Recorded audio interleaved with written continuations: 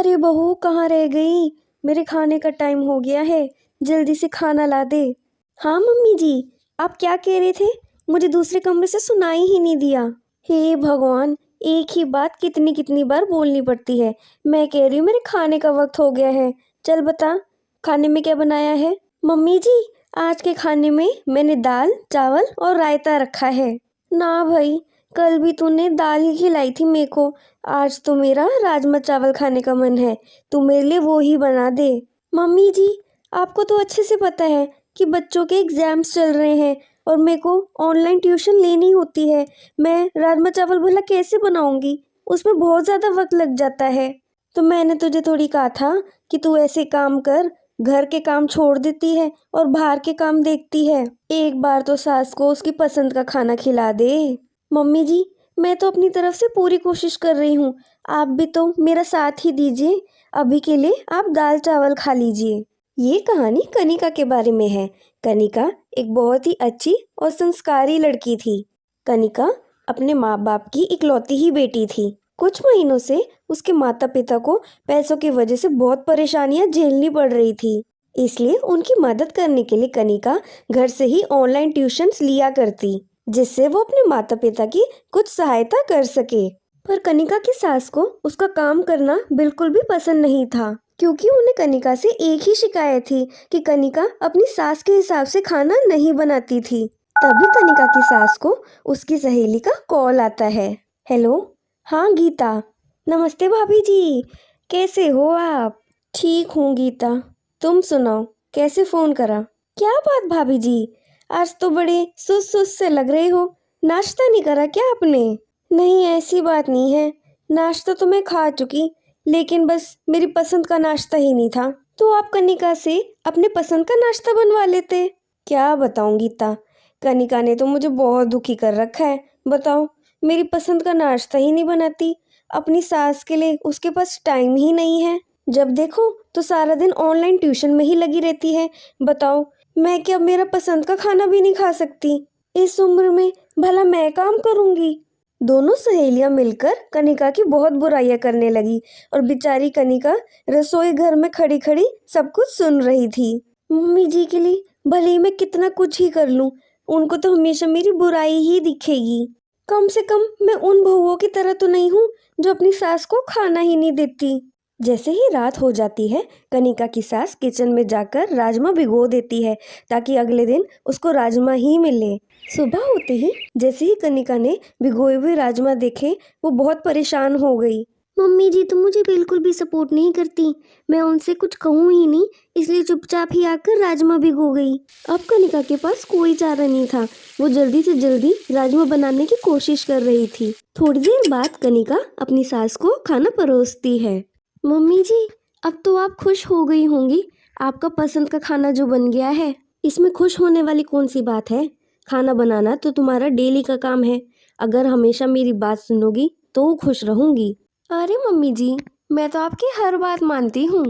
अच्छा, इतनी ही तो मेरी बात मानती है तो ठीक है, मेरे लिए गाजर का हलवा बना दियो। मम्मी जी, आप मुझे इतने बड़े बड़े काम क्यों देते हो? मुझे ट्यूशन्स भी लेनी है, इसमें तो बहुत ज़्यादा ही वक्त लग जाएगा। बस बहू, तेरे लिए सबसे पहले घर के काम होने चाहिए। अब अगर तुझे ट्यूशन ही पढ़ानी है तो खाने बनाने वाली को पैसे तू देगी, नहीं तो अब मैं तेरी शिकायत सीधा तेरे माँ बाप से करूँगी। कनिका अपने माता पिता को अपनी सास की बातों से बिल्कुल भी ठेस नहीं पहुंचाना चाहती थी, इसलिए वो अपनी सास के कहे अनुसार गाजर का हलवा बनाने को तैयार हो जाती है। जैसे ही कनिका घर के लिए वापस लौट रही थी, उसके हाथ से वो गाजर की थैली गिरकर फट जाती है। हे भगवान, ये सारे गाजर तो यहीं पर गिर गए, अब इन्हें उठाऊंगी कैसे मैं? तभी कनिका की नज़र सामने पड़े एक मटके पर पड़ती है और वो सोचती है कि वो इसी मटके में सारे गाजर भरकर ले जाए।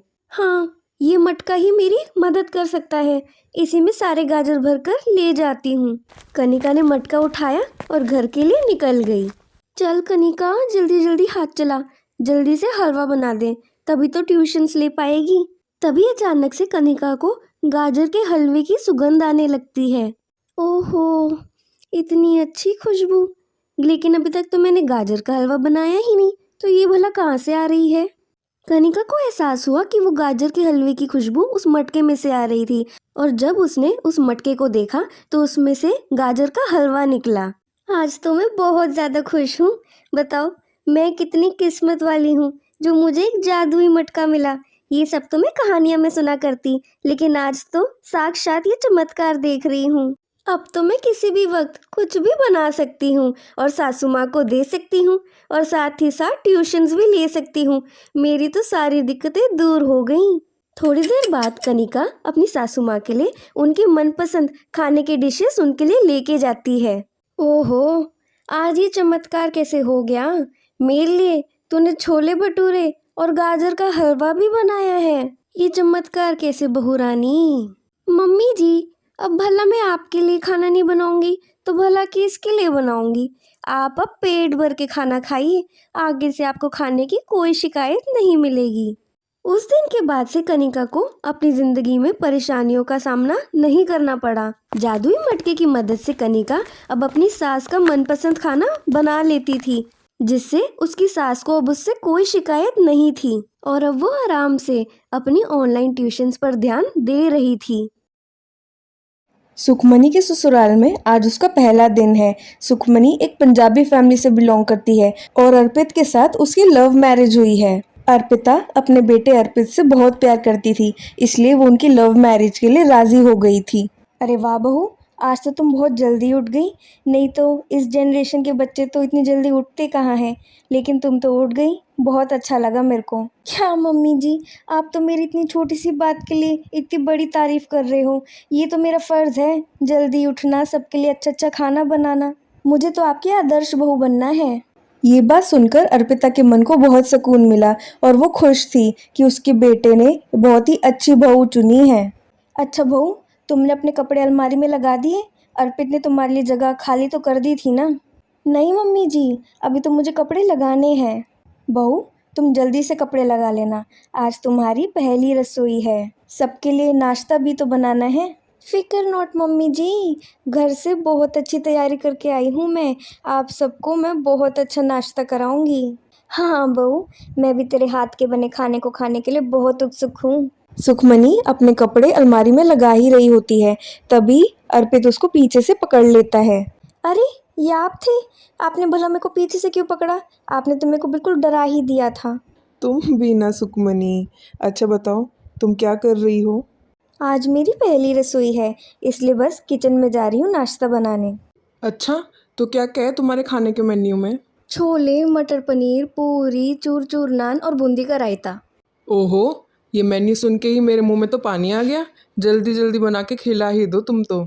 सुखमनी नाश्ता बनाने के लिए किचन में जाती है, पर जैसे ही वो फ्रिज खोलती है उसको ना तो प्याज मिलते हैं, ना लहसुन, और टमाटर भी बहुत कम थे। अरे बहू, तुम भला ये फ्रिज खोल के क्यों खड़ी हो? मम्मी जी, नाश्ता भला कैसे बनाऊं?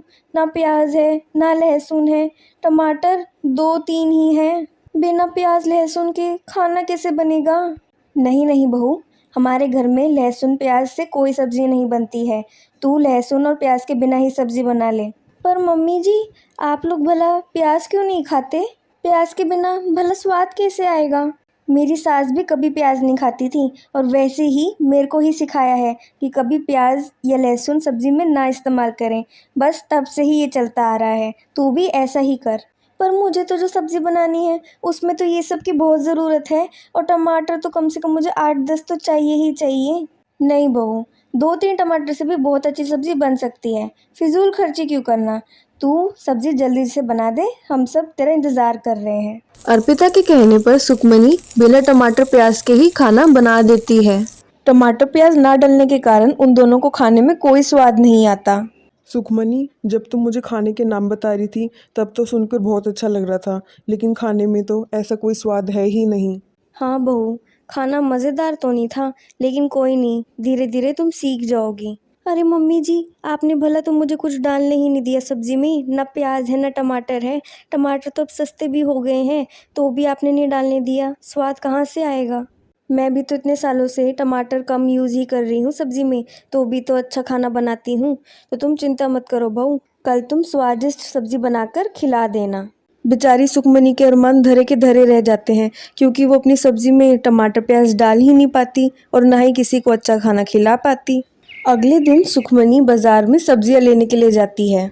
मम्मी जी, मैं बाज़ार में सब्जियां लेने के लिए जा रही हूँ, कुछ चाहिए तो मुझे बता दीजिए। हाँ बहू, घर में गोभी और खीरा दोनों ही ख़त्म हो रहे हैं, तुम वो ही ले आना। मम्मी जी, साथ में टमाटर प्याज भी ले आऊँ? टमाटर अब सस्ते ही हो रहे हैं।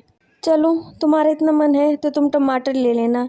और रही बात प्याज की, तो बहू देख, हम तो खाते नहीं, तुझे खाना है तो 1-2 पीस ले लियो। पर सुखमनी के दिमाग में कुछ और ही चल रहा था। ऐसे ही दोपहर के 2 बज जाते हैं और सुखमनी सबके लिए खाना परोसती है।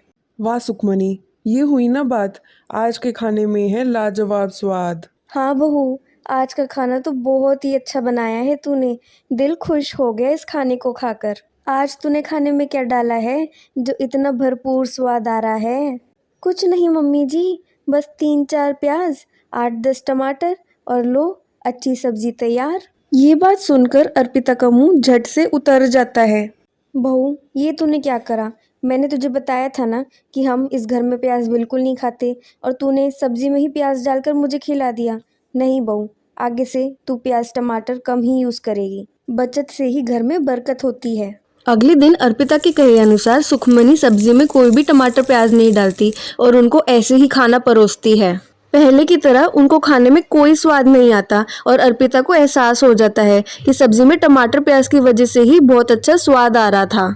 बहू, एक काम करना, तुमने जैसे कल सब्जी बनाई थी ना टमाटर प्याज के साथ, तुम वैसे ही बना लिया करना, उसी में बहुत अच्छा स्वाद आता था। बिना टमाटर प्याज के तो खाना ही नहीं खा पाए रे। उस दिन के बाद से सुखमनी जैसा खाना बनाने लगी, सारे घर वाले खुशी खुशी उसके हाथ का बनाया हुआ खाना खाने लगे।